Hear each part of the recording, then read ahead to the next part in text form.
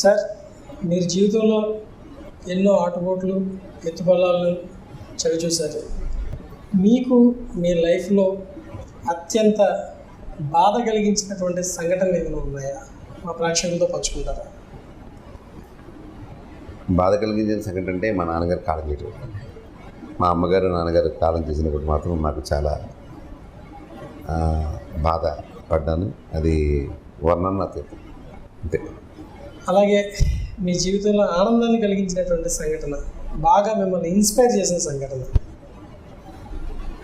Inspire చేసిన ఇప్పుడు ఎలా ఉంటుందంటే ఆధ్యాత్మిక చింతనతో ఉండే వాళ్ళకి ఇన్స్పైర్ చేయటం అనేది జరగదండి. జనరల్గా ఏంటంటే లోకం, భగవంతుడు తాలూకా ఆయన యొక్క ఇది ఈ రకంగా ఉంది అనే ఒక చట్టంలో మనం చట్టం అని నేను అన్నాను, కానీ ఒక బ్రైట్ మెంటాలిటీలో మనం ఉంటాం. వైడ్ మెంటాలిటీలో ఇవాళ పెద్ద అవార్డు వచ్చింది నాకు, అమ్మవారి దయ అంతే. ఈ అవార్డే నా జీవితం, ఈ అవార్డు కొంచెం నేను మెడలోకి తిరగాలి అనే పిచ్చ నాకు లేదు. అది రొటీన్గా. కాకపోతే ఏంటంటే కొన్ని ఇప్పుడు ఆ మధ్యలో నాకు లండన్లో అవార్డు ఇచ్చారు, లండన్ పార్లమెంట్ హౌస్లో అవార్డు ఇచ్చారు. అది కొంచెం నాకు స్పందించాను, అందుకని ఇతర దేశం కాబట్టి వెళ్ళాం కాబట్టి. ఇతర దేశాలు చాలా తిరుగుతాం, అది వేరే విషయం అనుకోండి. కాబట్టి అది కొద్దిగా స్పందించాను తప్ప ఏదైనా ఈ యొక్క వెంటనే అమ్మో ఇది నా జీవితంలో చాలా పెద్ద వ్యవహారం అని చాలా జరుగుతున్నాయండి. చాలా మంచి విషయాలు జరిగినాయి నా లైఫ్లో. ఒక రకంగా చెప్పాలంటే ఎత్తులు చూశాను, పొలాలు చూశాను, కష్టాలు చూశాను, అన్నీ చూశాను. ఇవాళేమీ నాదేమీ పూలబాట కాదు.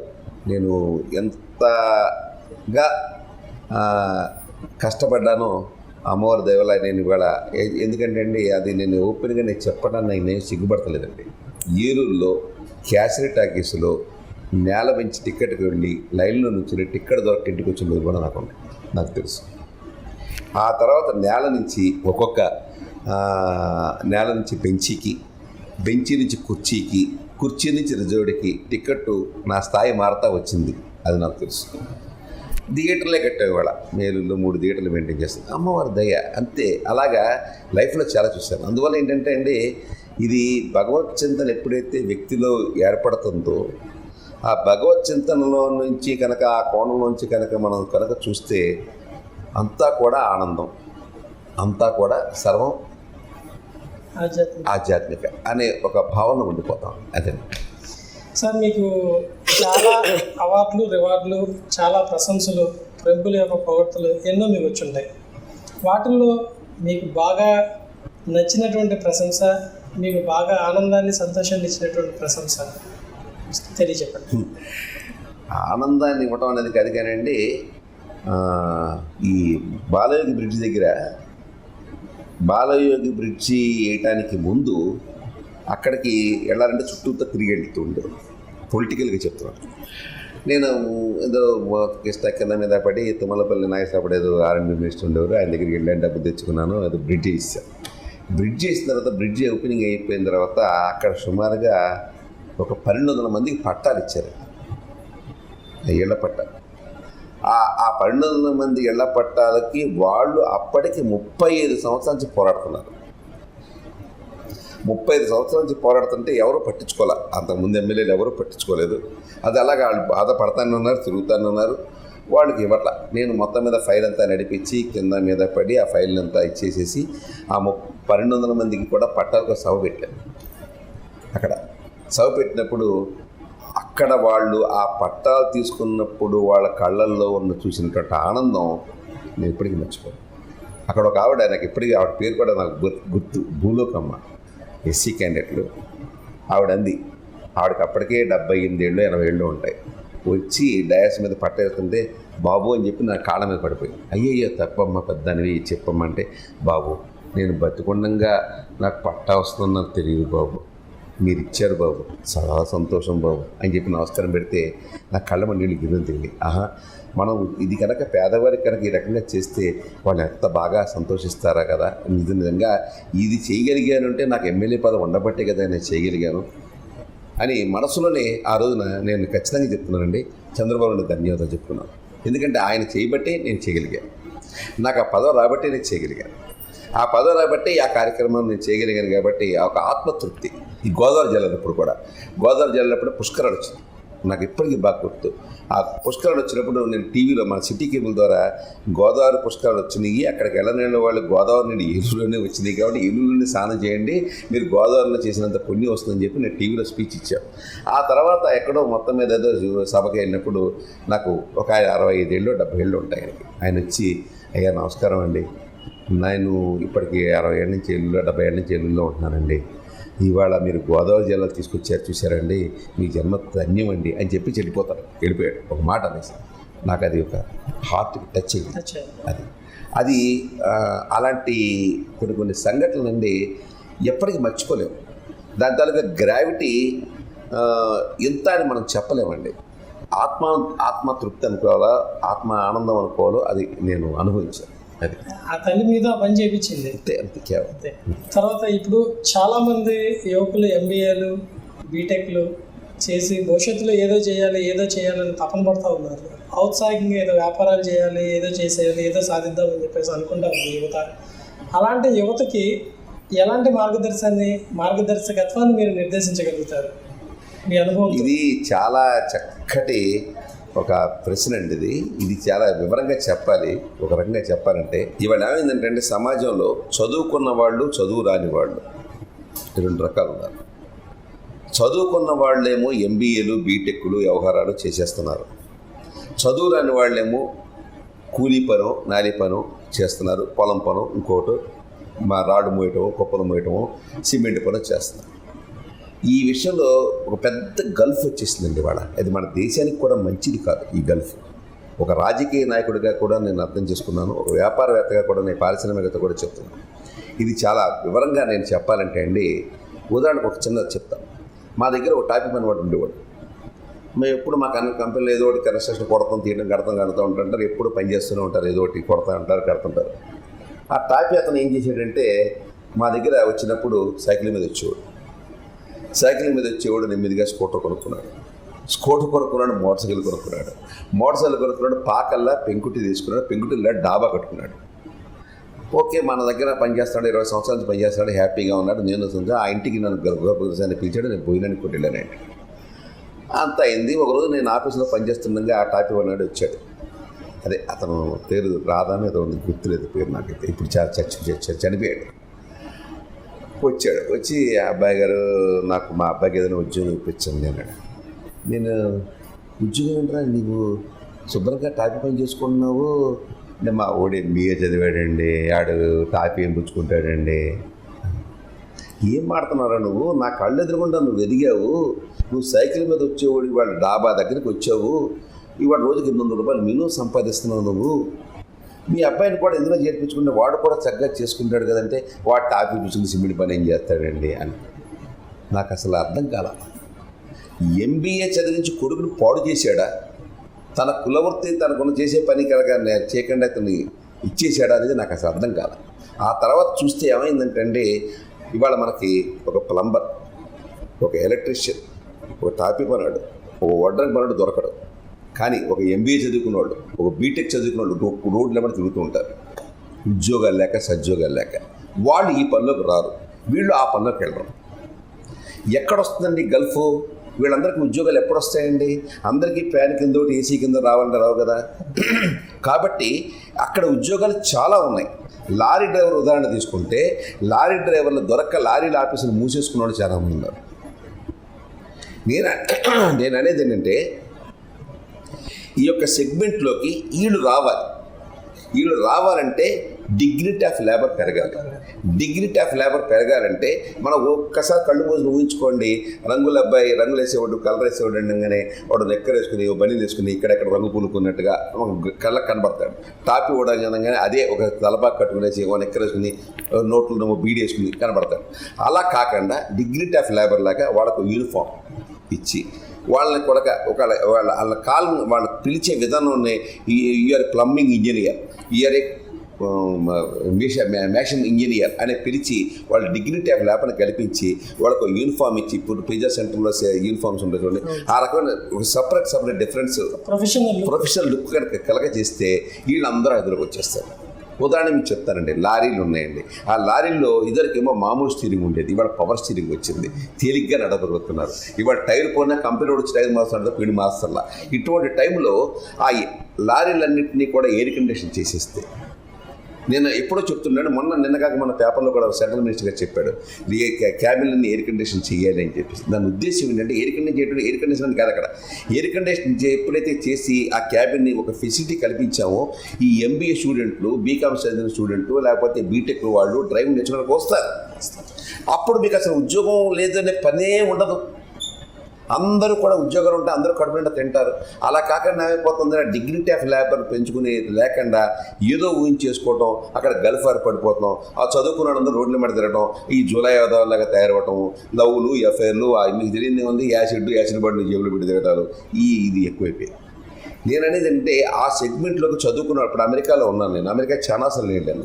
అమెరికాలో చూస్తే ఏ డ్రైవర్ని చూడండి, అంతా ఇంజనీర్లు, ఎంబీఏలు, వాళ్ళు కూడా రేబాన్ గ్లాసెస్ పెట్టుకుని తిరుగుతుంటారు సూపర్గా. అంటే ఆ డిగ్నిటీ ఆఫ్ లేబర్ అక్కడ కల్పించారు కాబట్టి ఆ సెగ్మెంట్కి వచ్చారు. ఆ రకమైనటువంటి మెకానిజం ఇక్కడ రావాలి అనేది నాకు ఖచ్చితమైన కోరిక. దీన్ని మనం ఖచ్చితంగా నెమ్మదిగా జనాల్లో తీసుకెళ్ళగలిగితే అసలు మీకు నిరుద్యోగ సమస్య ఉండదండి. అన్నీ కూడా ప్రభుత్వం కల్పించలేదు. ఎన్ని ఉద్యోగాలు ప్రభుత్వం ఇస్తుంది, ఎన్ని ఉద్యోగాలు మాలాంటి పరిశ్రమ ఇప్పుడు మాకుంది. మా దగ్గర భర్తీ చేసేవాళ్ళు అందరూ కలిసి ఎక్కువ మంది ఉండొచ్చు, కానీ ఆఫీసులో స్టాఫ్ అంతా ఒక 20 మంది 30 మంది కొన్ని ఉంటారు కదా. ఆ 10 మంది 30 మందికి ఎంతమందిని మనం ఎంబీఏ స్టూడెంట్కి మనం ఇవ్వగలుగుతాం? ఇక ఏ ఆఫీస్ అని ఇదే కదా. కాబట్టి ఆ చదువుకున్న వాళ్ళు ఆయా సెగ్మెంట్లోకి వెళ్తే అక్కడ చాలా ఖాళీలు ఉన్నాయి. వాళ్ళు అక్కడ కూడితే డబ్బులు సంపాదించవచ్చు, హ్యాపీగా ఉంటారు, దేశం అభివృద్ధి చెందుతుంది. సార్, ఇప్పుడు అంబికా దర్బార్ బత్తి అనే సంస్థని ఒక ఏలూరులోనే కాకుండా మీరు హైదరాబాద్లో కూడా ప్రారంభించారు గతంలో. మాకు దానికి సంబంధించిన ఇన్ఫర్మేషన్ మా దగ్గర చేసామండి. 1970sలో అంబికా దర్బార్ బత్తి ఇక్కడ తయారైంది. మాకు ఎక్కువ వర్కర్స్ దొరక్క హైదరాబాద్లో పెట్టాం, చెంచులగూడ అని అక్కడ పెట్టాం. నాకు ఇప్పటికీ బాగా గుర్తండి. ఆ రోజు ఆగస్టు 15 బస్సులో ఇక్కడి నుంచి బయలుదేరి పగల బస్సు ఆగస్టు 15కి ఆ బస్సుకి మామిడి తోరణాలు కూడా పెట్టారు మామూలుగా. అబ్బో మేము మంచి కార్యక్రమం కదా, మామిడి తోరణాలు కూడా పెట్టారన్న ఫీలింగ్ నాకు. ఆ బస్సులో వెళ్ళాం. అక్కడ ద్వారకా హోటల్ అని ఉండేది, ఇప్పుడు కూడా ఉంది ద్వారకా. అందులో దిగి మచ్చల పొద్దున ఓపెన్ అక్కడ మందు ఉండేది నేనే, తయారైన తర్వాత పెట్టి కట్టేది నేనే. అక్కడ డ్రైవర్ని పెడితే జీతం అయిపోద్దని చెప్పేసి ఆ 1990 ఏదైతే వ్యాన్ ఉందో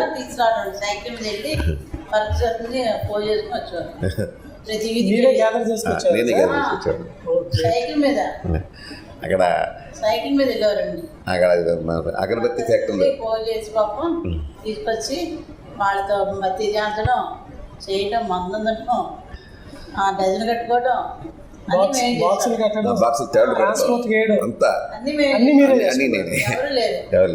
అన్నీ నేనే అండి. ఆ డ్రైవర్ని పెడితే జీతం వద్దని చెప్పేసి ఆ 1990 వ్యాన్ ఏదైతే నేను ముందు మార్కెట్ తిరిగానో అదే వ్యాన్ తీసుకెళ్ళిపోయాను అక్కడికి. Chevrolet van. ఆ వ్యాన్లో పెట్లు కట్టేసేసుకునేసి ఇన్వాయిస్ బుక్ అన్నీ పెట్టేసేసుకునేసేసి అందులో బేగం బజార్ వెళ్ళిపోయి బేగం బజార్లో ఆ SR&T ట్రాన్స్పోర్ట్కి వెళ్ళి ట్రాన్స్పోర్ట్లో పెట్లు వేసేసేసి అక్కడి నుంచి వచ్చి జీపీ మాబిట్స్లో ఎప్పటికీ నెహ్రూ గారి బొమ్మ దగ్గర పోస్ట్ ఆఫీస్ ఉంటుంది పెద్ద, తెలుసు కదా. ఆ జీపీలోకి వెళ్ళి డాక్యుమెంట్ రిజిస్ట్రేషన్ చేసి పోస్ట్ చేసి ఆ పక్క తాజ్మహల్ హోటల్కి వెళ్ళి మినపడుతున్నామండి. నాకు బాగా గుర్తు, ఇలాగ ఎప్పటికీ బాగా గుర్తుంది. ఆ రకంగా ఒక 1 year 1.5 years అక్కడ ఉన్నానండి. అప్పట్లో హైదరాబాద్లో ఇంత బిజీ ఉండేది కాదు, కానీ 60 కాదు 260 260 మందిని పోగు చేశారు. వర్కర్స్ని పోగు చేసి బాగా తిరిగి అంటే వర్కర్స్ కోసం అని చెప్పేసి అక్కడ అగరబత్తి బాగా ఇండస్ట్రీ అక్కడ బాగా డెవలప్ అయిపోయింది. అప్పటికే అక్కడ వర్కర్స్ బాగా దొరుకుతారు. ఆ వర్కర్స్ కోసం వెళ్ళిన ఆ వర్కర్స్ ఏమో కంపెనీకి రావడానికి మాది కొత్త కంపెనీ, వాళ్ళు బాగా డబ్బులు ఇస్తాము అని భయం వాళ్ళకి. అంతా ముస్లిమ్స్, పైగా చెంచులు కూడా ఏరియా అంతా ముస్లిమ్స్ అండి. నేనేంటంటే సైకిల్ వేసుకుని వెళ్ళిపోయి ఆ ఫ్యాక్టరీ సంవత్సరం నుంచి అమ్మ మా కంపెనీకి రండి, మా కంపెనీ వచ్చిరని బొరుజులో మాట్లాడి వాళ్ళని తీసుకురావడం అదొక అనుభవం. అదే గొప్ప అనుభవం. సార్, మీరు సక్సెస్ఫుల్ వ్యాపారవేత్తగా, సినీ నిర్మాతగా, ఒక రాజకీయ ప్రముఖులుగా, ఒక సెలబ్రిటీగా ఇన్ని పాత్రలు పోషిస్తున్నారు కదా. సినిమాలో కానీ యాడ్స్లో కానీ మీ ప్రమేయం, మీ నటనా కౌశల్యం అలాంటివి ఏమైనా ఉన్నాయా? ఉంటే మాకు ఒకసారి షేర్ చేసి. ఇక్కడ ఒక విషయం, ఇప్పుడు మా యాడ్స్ ఉన్నాయి కదా, మీరు చూసిన యాడ్స్ అన్నీ కూడా నా కాన్సెప్ట్ అండి. నేను నా సొంత కాన్సెప్ట్ నేను తయారు చేసుకుని, అంటే చూడండి మీ ఇదిలో చాలా యాడ్లు చూస్తుంటారు మీరు. మాకు 60 సంవత్సరం వచ్చినప్పుడు ఒక యాడ్ తీస్తాను. మాకు ఆ 60 సంవత్సరం వచ్చినప్పుడు ఒక ఫ్యామిలీ షష్ఠి పూర్తి జరుగుతుంటుంది. ఆ షష్ఠి పూర్తి జరుగుతుంటే అందరూ వస్తారు. ఒకడేమో స్కూటర్ మీద వస్తాడు, వాళ్ళు కారు మీద వస్తారు, బంధువులందరూ వస్తారు. ఆ ముసలాయన కలిసి అందరూ వచ్చిన తర్వాత దేవుడి గదిలోకి వెళ్తే అంబికా దేవత ప్యాకెట్ ఇస్తే అది ఇలా కొడితే పొలాలు ఉండవు, బత్తి ఉండగా వెంటనే అందరూ వెనక్కి తిరిగి, ఒకళ్ళేమో విఐపి సూట్ కేసులోంచి, ఒకళ్ళేమో బ్రీఫ్ కేసులోంచి, ఒకళ్ళేమో పాత ట్రంక్ పెట్టిలోంచి బత్తి అంబికా దేవత ప్యాకెట్ తెచ్చి ఇలా ఇస్తారు మామగారు. ఇస్తాగానే ఇంకా మర్చిపోలేదా అంటారు. అంటే అమ్మను మర్చిపోలేము, అంబికాను మర్చిపోలేము అని చెప్పి అది అంటుంది. అది అప్పుడే పుట్టింది ఆ క్యాప్షన్ కూడా. ఆ రకంగా ఈ కాన్సెప్ట్లన్నీ నాయనండి. అన్ని కాన్సెప్ట్ ఇంతవరకు మా అంబికా తర్వాత యాడ్లో తీసిన కాన్సెప్ట్లన్నీ కూడా నా సొంత బ్రెయిన్ నుంచి వచ్చిన బ్రెయిన్ చైల్డ్స్. నేను డైరెక్టర్ని పెట్టుకుని తీసుకునేవాడిని. దాంతోపాటుగా నేను కూడా కొన్ని యాక్ట్ చేశాను. కొన్ని యాడ్లు యాక్ట్ చేశానండి. ఇదివరకు మన భగవంతుడికి భక్తుడికి అనుసంధానమైన అంబికా దర్బార్వతి అనే కాన్సెప్ట్ని దృష్టిలో పెట్టుకుని కైలాసంలో శివుడు కూర్చుంటే నారదుడు వస్తాడు. నారదుడు వస్తే ఏమిటి నారద భూలోకంలో విశేషాలు అని అడుగుతాడు. అడిగితే ఏముంది స్వామి, దీప నైవేద్యాలతో భగవంతుని ధ్యానించమని చెప్తున్నారు. దీపానికేమో ఆవు నెయ్యి అని అన్నారు, నైవేద్యానికి ఏమో నారికేళం అన్నారు.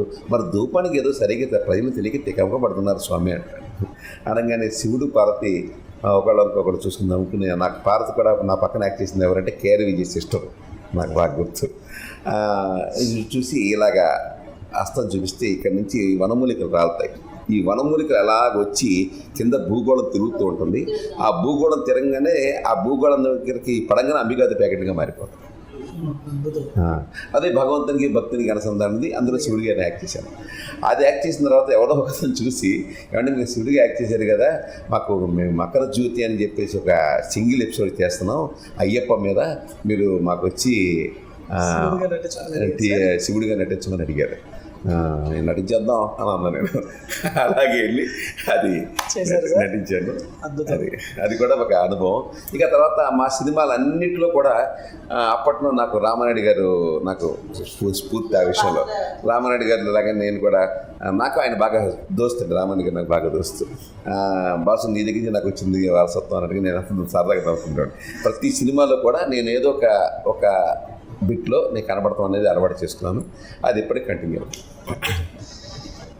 సార్, అప్పుడు మీరు రాజకీయ జీవితంలో ఉండేటప్పుడు ఎలక్షన్స్ టైంలో పీవీవీపీ కృష్ణారావు బ్రాకెట్లో అంబికా కృష్ణ అని చదివాను సార్. ఆ పీవీవీపీ కృష్ణారావు అనే పేరుకి అంబికా కృష్ణ అనే పేరుకి పొంతనేంటి?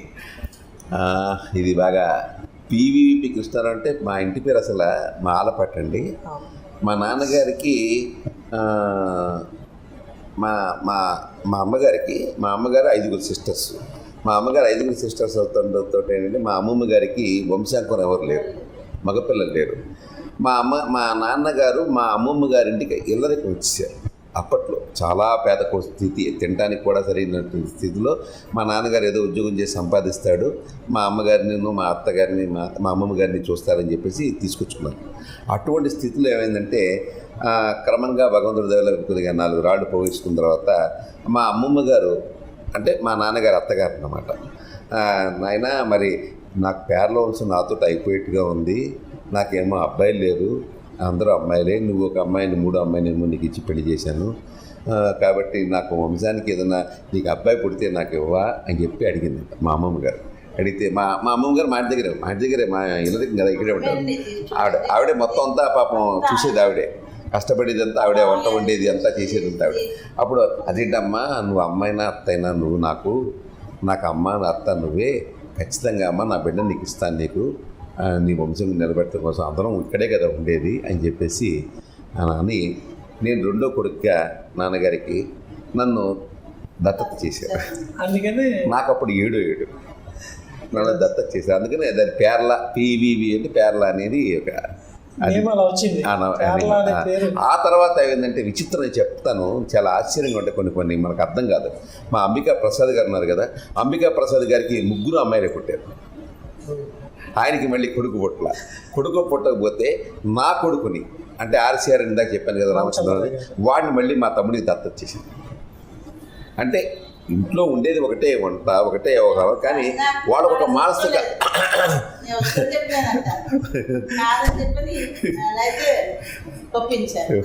అదేంటంటే ఇది తల్లి ప్రేమ తల్లి కాదు, వేరే విషయం కదా. జనరల్గా ఏంటంటే అది ఆ రకంగా ఏంటంటే ఒక ఎఫెక్షనేటివ్గా ఇంకా బాండేజ్, ఒక రకంగా చెప్పంటే బాండేజ్ ఇంకా పెరుగుతుంది మాకు.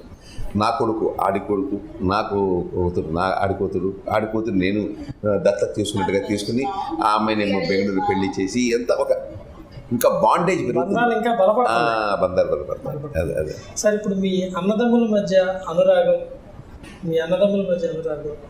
ఏదైనా కష్ట సుఖాలు వచ్చినప్పుడు కానీ ఏదైనా మంచి జరుగుతున్నప్పుడు కానీ మీ కుటుంబ ప్రోత్సాహం మీకు ఇచ్చే విధానం ఎలా ఉంటుంది? చాలా అద్భుతంగా ఉంటుందండి. అసలు ఏమీ అందులో ఇవాళ కూడా నాకు అదృష్టం ఏంటంటే ఒక కుటుంబ పెద్దగా నేను చెప్పాలంటే ఎవరు ఎన్నన్నా ఏం చేసినా అన్నీ నా దగ్గరికి రావాల్సింది, నాకు చెప్తారు. అన్న ఇది అని, నాన్న ఇది మా పిల్లలు చెప్తారు.